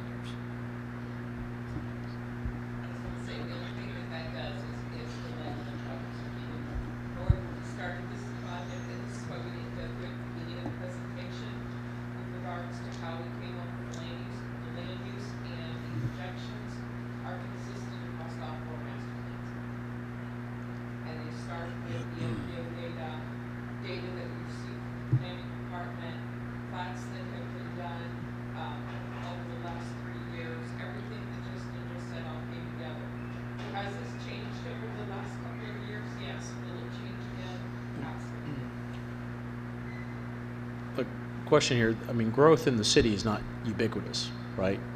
So you have some areas that grow faster than others and other areas that are not growing.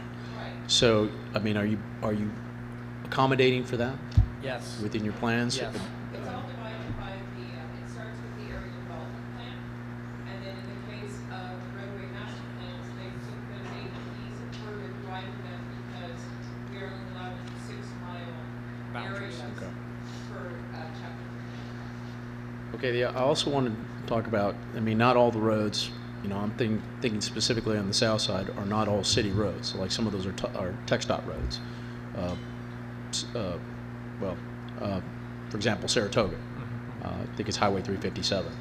Okay, that's, I mean, we're not working on those projects, but is that part of this? I mean, how do we account for that, and how do we communicate what is needed? I mean, is this going to be, how do we share this with TxDOT for those growth requirements? So it definitely needs to be shared. Those roadways are included in the master plan, and there are recommendations because the city does on those TxDOT roadways, there is a designation of what that street really needs to look like. And so in our master plans for each one of these service areas, we are taking into account TxDOT roadways as well and figuring out, do those need added capacity? Do we need to add additional lanes to them? Now, Okay. the funding... oh, go ahead. TxDOT is going through their planning process right now, going up to 2050, I believe, right? And they're taking comments now. Have we provided that information to TxDOT? Not that I know of, but it's something that we Okay, can well, do. we've got until December 15th, so I think we have to share that pretty quickly, Okay. right? I mean, if we're going to have these plans, and they're making their plan right now, how? And last email I got was that they have to have these in by the 15th. Anybody take that into account? So it needs to be shared with TxDOT. I mean, I think that's... Okay. All right. Thank you. Rob McDonald's here. I don't know if he was talking to Rob McDonald from the MPO.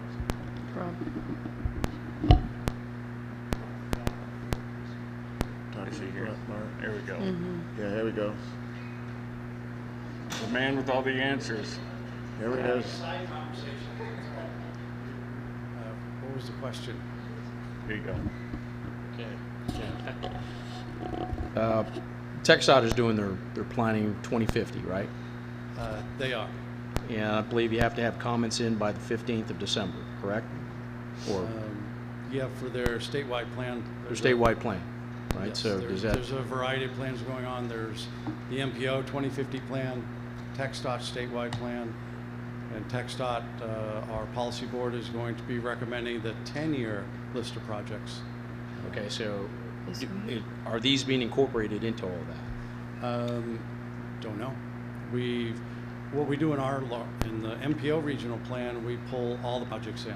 So everything listed here, we're going to bring into the needs-based system. So it's definitely a need for the city. We'll wrap it into the regional plan. Then we'll get down to the funding part of it. But right now, all these, we've already got these in our 2050 version of the regional transportation plan. So these are in. We have the TxDOT projects in for 10 years and out to 2050. So we've got all the projects. We're not saying we're funding all of them. Again, we have to look at resources. Whatever you all come up with as a possible resource, we'll bring that in whenever you're done. But we're coordinating with TxDOT through the MPO. I'm sorry? We, just to confirm, just to repeat, the city is coordinating road projects with the MPO, ultimately to TxDOT. Yeah. Right? Yeah, we're coordinating, like, in other words, whatever the city's working on, we're coordinating with NPO through TxDOT, and it's all kind of collaborative. That's Yeah, what, it goes Yeah. back and forth, Peter. Right. Right. I know it, but I just want the council and the community to hear it, that Rob Right. is a big part of the team. Right. Can we verify this and have something to council on this information? Because I mean, I hear that, you know, we have these things happening, but I don't feel comfortable in the sense that is it solidified? Did we get this into TxDOT? Are we all on the same page? I just want to make sure of that. So Peter, if we can get something to council. is what is specifically, Yeah, we can Well, do that, Council.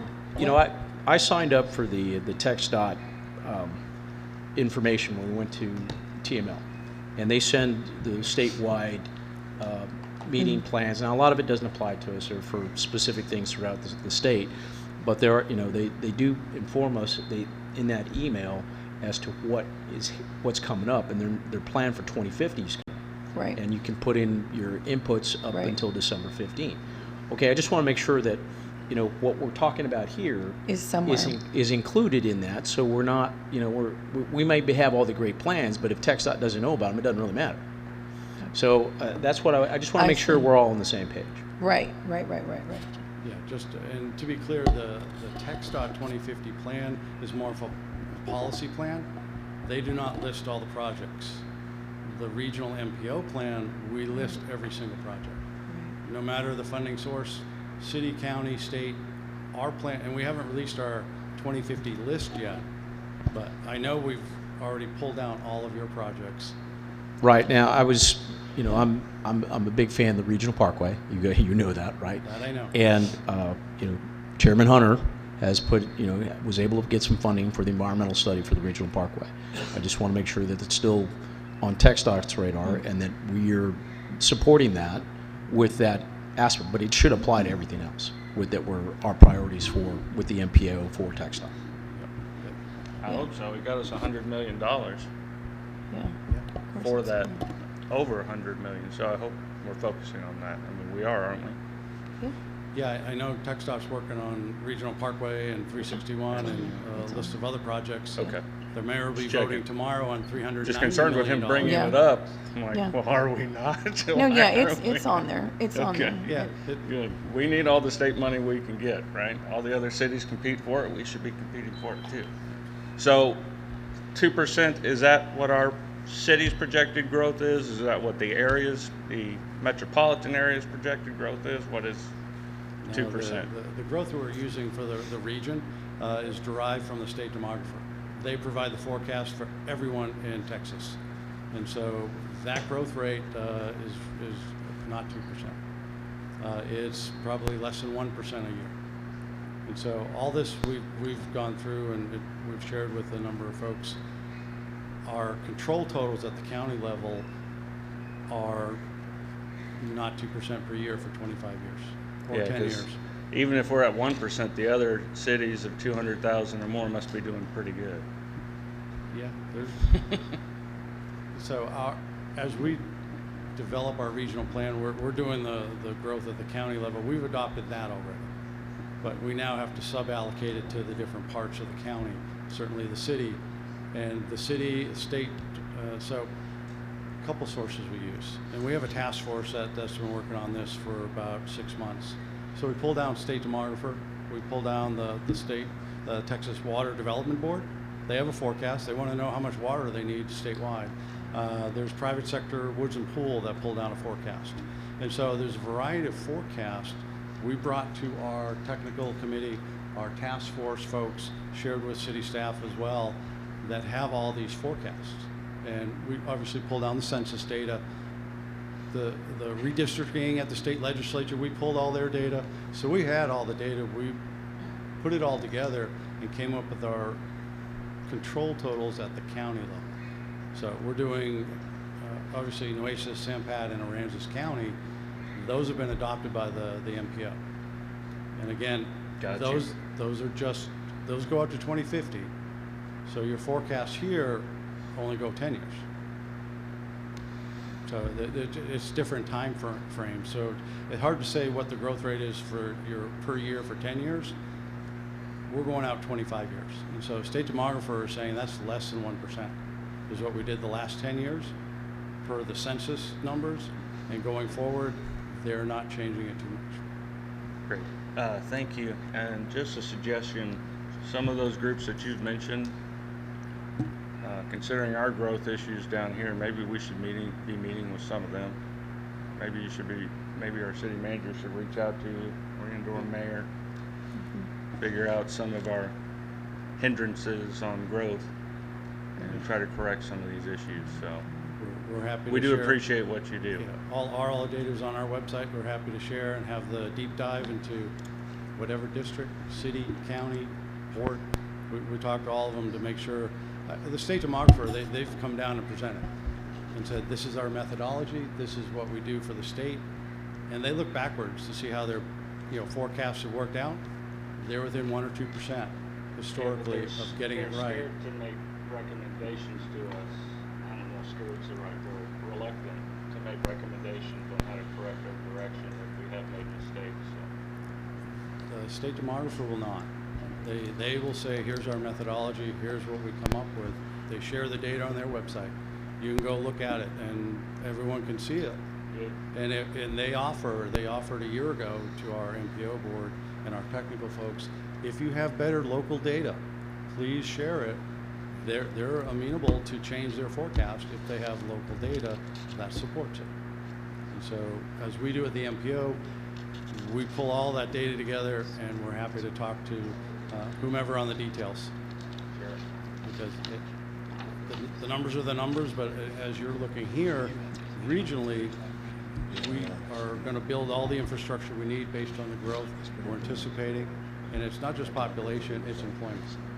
And so if those numbers are off, the list of projects will be off. And so however that is, again, we have the need, and then we have the funding to, how much can we afford to pay for? Thanks. Sure. Oh, and just for clarification, when I say regional parkway, I mean segments A and B. I got Okay. that. All right. That's still in our current plan. Gotcha. Thank you, Rob.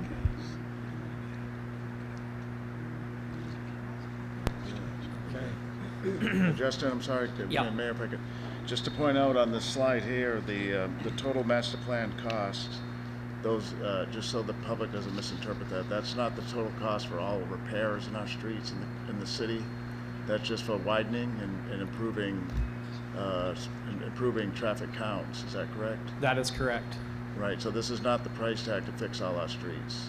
It's only a subset, being to widen or create new capacity. That is correct. Yes, sir. Yeah, so it I does would not note include that on the any slide sort of somewhere. maintenance cost or anything like that. Yeah, can you maybe in future versions note that in the slide? Because somebody could take that column and say, this is all the city needs to fix all its streets. Understood. Right. Okay. Similar question along the lines of the participation with TxDOT. So I know you said the TxDOT projects are on here, but for an easy example, those 18, 19, and 20, that's about $80 million on Padre Island. I assume that's Park Road 22, which is all TxDOT. So would that be money that we would expect TxDOT to pay, or is that the total road cost that we would end up paying a portion of, or? So that is the total roadway cost to improve that entire roadway to the ultimate city designation, or our recommendations based on the growth and volumes. So on TxDOT roadways, there's an agreement between the city and TxDOT on how much can be funded by the local agency. Typically on the TxDOT roadways, up until about a year ago, the local agency was required to provide the right-of-way. So if there needed to be right-of-way expansion, the city would provide that and TxDOT would pay for it. But there are all sorts of other agreements that could be done through a development process to be able to get those roadways on the ground. So we are showing in our master plan, we are showing a cost, but if we move to the impact fee, that developers, new development would not pay for all of that cost on there. I think it's only like 10% of whatever the overall roadway is, because the assumption is TxDOT, those are TxDOT roadways, and TxDOT would be funding the majority of that work. Okay. And I just wanted to kind of highlight what Gil was talking about. I was having a conversation with David Loeb during the break. I think factoring in the regional parkway coming down the pipeline is extremely important, just because of the way a project like that can completely alter the traffic patterns of a city like Corpus Christi. Because you look at the extension of Crosstown, whenever that opened up, and how that changed traffic patterns from whereas people were, inundating Staples and Everhart and Weber to get from, one side of town to the other side of town, that freed up, a speedway to get to downtown and into other parts of the city. So, and this type of thing makes my head hurt trying to figure out how to forecast that in a master plan, from a master plan standpoint, because being somebody that lives in the Bay Area, I'm constantly in tune because of the way the Bay Area was planned in a grid, as opposed to a series of residential cul-de-sacs with one way in, one way out of neighborhoods and things like that. I got a lot of backup plans on how to get places, and in a city that's constantly, especially over the last 5 years, under roadway construction, there's multiple different paths to get from point A to point B. So trying to forecast that, there's obviously some roads like Yorktown and stuff that need to be widened for the growth that we're seeing right now. But boy, I don't envy your position trying to master plan and plan for this. So one of the things that could be done, and that's kind of where we need to know exactly when that's going to get on the ground. And obviously, if there's some funding for environmental and engineering, that type of thing, it's still probably a ways out. But, definitely the master plan would need to get updated to take that into account. And so one thing that can be done to account for that when the time comes is running kind of an unconstrained model with the MPO model. And so you would show that link in there where that parkway is going to be at, and then you would run an update, because their model is based on TAS data, which is transportation analysis zones, and it shows there's a matrix obviously where people want to go to and from in the city. And so you would run that and see how much traffic that parkway would draw away from the other streets. And then that would kind of set your new baseline that you would then work from to develop this master plan. You would have to take a relook at, at the streets at that time to see, okay, where are we at? What is the projected growth on those? And kind of truth that out to what we're showing in the master plan right now. And so it's definitely something that will need to be taken into account. I think the same could be said for the Harbor Bridge project once that's fully complete. There's a lot of other projects that are under construction that would definitely need to get incorporated in an update. The model that you're talking about, which could be updated and to show how traffic would change with that, did Pape Dawson run a model, or are y'all just relying on the existing models from MPO and other data? So we were relying on the MPO model that was there. We did not rerun the MPO's travel demand model as part of this.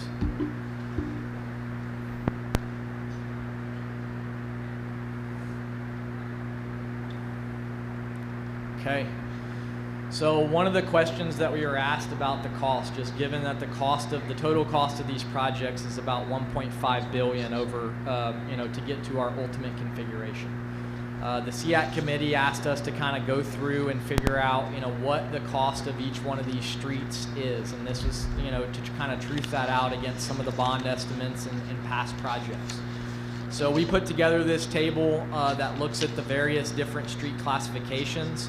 And what this shows is the total cost per 1 mile of roadway. And this is the cost to build out the complete cross-section that I showed in the pictures earlier in this presentation.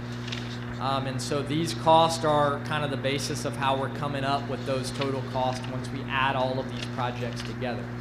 But this just gave us an idea of total cost per mile, and then obviously we apply that over the length of the project, looking at the specifics for each one of those projects that we're identifying.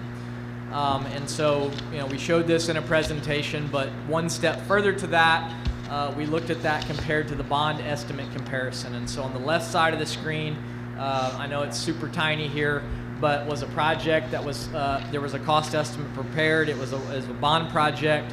And so it was for 5,000 feet of collector roadway. And so the total cost estimate based on the bond estimate sheet was about $9.9 million.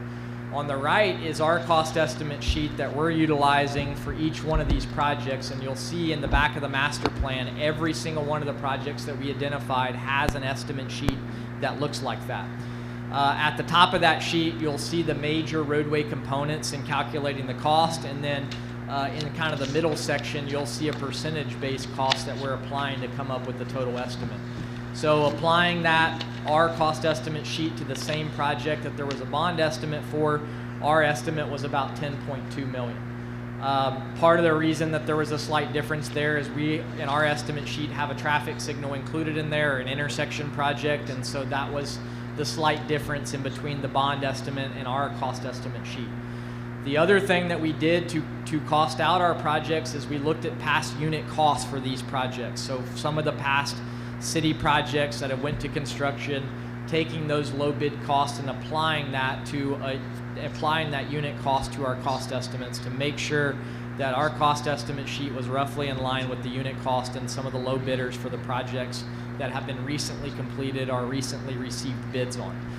So the point there is, our cost estimate is very much in line with what the city past bond project cost estimates are and the actual costs that the contractors are bidding on for these type of projects. Justin, so you can just say that again. So what was the $10 million? What were the two total dollar amounts? So the 10 million versus what? The bond estimate was 9.9 million, and our cost estimate was 10.2. Okay, that's good. So you're saying that your estimates on this page are in line with what we've been budgeting for bond programs? That is correct. Okay, and it's been further validated by actual pricing? That is correct. Okay, thank you. And part of the reason we did that is we don't know what the funding source of these projects will be. I mean, yes, we're developing this under Chapter 395, but if the impact fee stuff didn't move forward, we wanted the master plan to give the city staff a good idea of what these projects are really going to cost. And so that takes out the funding equation on how the projects would be built, whether it's bond money or some other mechanism. So just on this construction cost estimate, really high level here, but we're including mobilization, engineering, bonds, any sort of right-of-way costs that are specific to that project to come up with that total cost for each one of these projects. Those items are calculated on a percentage basis based on the major roadway items, your pavement, your high dollar cost items for building any sort of these roadway projects. But just wanted to give a little bit of background on how we came up with these total costs for each one of the projects. And so that's really all I have on the master plan. I'm open to take any sort of questions.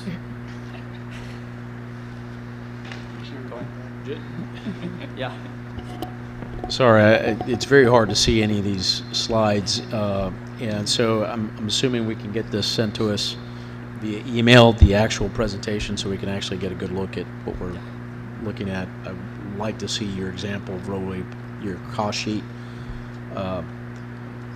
Honestly, it looks better than our CIP sheets. We might be able to incorporate some of that information into our CIP pages. But yeah, if we can get that sent to us, it'd be a lot helpful. Just couldn't see a lot of the stuff that you were presenting. Absolutely. We'll get the whole presentation sent out. It's one combined presentation of Jake and I's stuff, so we'll get that sent out after this meeting. Thank you.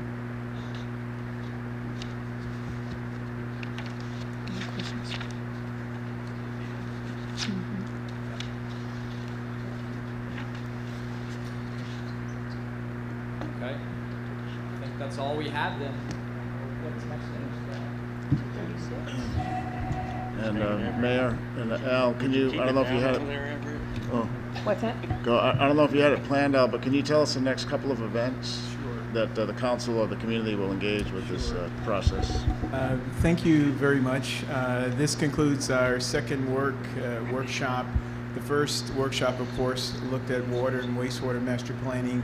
Today, of course, we looked at roadway and stormwater master planning. Tonight, we have a community meeting in District 1. I know Klein comes to all of them, but we'll be there with Councilman Roy. On the 13th, which on Monday, we have a community meeting in District 4. And on the 13th, this presentation, collectively, this presentation goes to Planning Commission on the 13th, which is next Wednesday. So that's something that you should keep in mind. And also, on January 18th, right, it's a public hearing at night, right? The governing body asked for an opportunity for the citizens to, come to meetings, to be able to exchange. Much like we do with the community meetings, this is an opportunity for them the community to engage with council and to engage with Planning Commission, to engage with SEAC, and of course the operating departments. And we're going to do that on January 18th from 6 o'clock to 8 o'clock, it says. We'll be doing it at the RTA building where we have council right now. It's not, decisions won't be made, so a quorum is not needed. But it'd be great if you're all there because you can participate if there are questions asked by the citizens, and that's kind of where we are. It takes us to the end of this year and a little bit into the first of next year. And Al, can you repeat what's going to happen at Wednesday at the Planning Commission next week? Sure. The Planning Commission on Wednesday. Planning Commission, and I'll go even further. Sorry about that. On December 13th, what will come before Planning Commission is the future land use assumptions, the master plans, and the associated CIPs with those master plans for your recommendations to move forward to council. And it's just a kind of a condensed, a summarized version of what we've seen over the last two workshops. On January 18th, we'll have that public hearing at night, which is really both bodies together. But then the following Tuesday, which is January 23rd, will be the first public hearing at City Council for the same presentation of which is the future land use assumptions, the master plans and the associated CIPs with those master plans for council consideration on the January 23rd, and the first reading, and January 30th, the second reading. So, if there are no other questions, Mayor? No, I don't think we have any. Thank you very much. And thank you for everyone who's here attending. Oh. Jump right on in. That, just to be clear, the approval of the master plans and what's going to be presented to Planning Commission and ultimately to Council is mutually exclusive of impact fees themselves, correct? That is correct, yes. Okay. We will have, for those of you who want to attend, we'll have 2 additional workshops for Council and Planning Commission to go over impact fees for all four infrastructures in the new year. Okay. And ultimately, we'll bring before Planning Commission the impact fee presentation, as well as take to Council the impact fee presentation recommendations by the consultants and really by SEAC. And the rollout of the fee structures and the approval of the fee structures, does that start at SEAC, then come to Planning Commission, then to City Council, or how does that roll out? It starts at SEAC. It's SEAC's recommendation to you and ultimately to City Council. Okay. I get one to kind of add on to that. So what we're going to be asked to recommend approval for this coming Wednesday, this session and the last one, maybe I just misunderstood, but it seemed like here's where we're at so far, but there was still some work to be done, and I'm just a little caught off guard that all of a sudden we're going to turn around next Wednesday and recommend approval. Are these the finished products, or is there more work to be done? And it seems like we're just throwing approval really quickly, so maybe I misunderstood. Yeah, what you saw is a combination of 2.5 years worth of work, so it's not thrown together. And yes, these are finished products. Everything you looked at is a finished product. Even though a lot of comments were made today, what Justin said is correct. When we started this, whether it's 2% or 1.5%, or what do we think our growth rate is, we used the data that was available at that time. Of course, things change. So SEAC gets together. They're required to get together no later than every 5 years. Could do it every 3 years, to assess new information that would update all of this if the update was needed. So the information that's presented to you in the last 2 workshops and information that will come before you next Wednesday are finished products of the master plan, the future land use, and the associated CIPs with those master plans. I don't mean to belittle what you did over the last 2.5 years, but I want to make sure that if there were things brought up in these meetings that could be addressed, that they get addressed before it gets approved. So was there anything in the last meeting or in this meeting that you see or that you heard that you feel like you want to get addressed before they come, or I did not. Okay. Just want to check. And Al, your team's available for one-on-one briefings with the Planning Commission? Absolutely. To have questions before Wednesday, right? Absolutely. Yes, sir. Councilman Roy? So I want to clarify Mr. Miller's question. So it's going to go to Planning Commission. They'll have the opportunity to, if they have further questions or want to explore certain things that may not be clear, and that will be conveyed, and then they'll have an opportunity to vote on that, and then it will come forward to council. Is that That's correct? And then council will have an opportunity to give our input, and then I'm assuming then with the input, if there's any changes or any recommendations, then it would go back to. If that's council's recommendation, absolutely. Okay. Have to be a joint meeting for final approval, I would imagine. No, because even though this impacts everybody in the city. Right, but we're meeting with that joint meeting is happening now, and it happened 2 weeks ago, right? So SEAC makes a recommendation to City Council.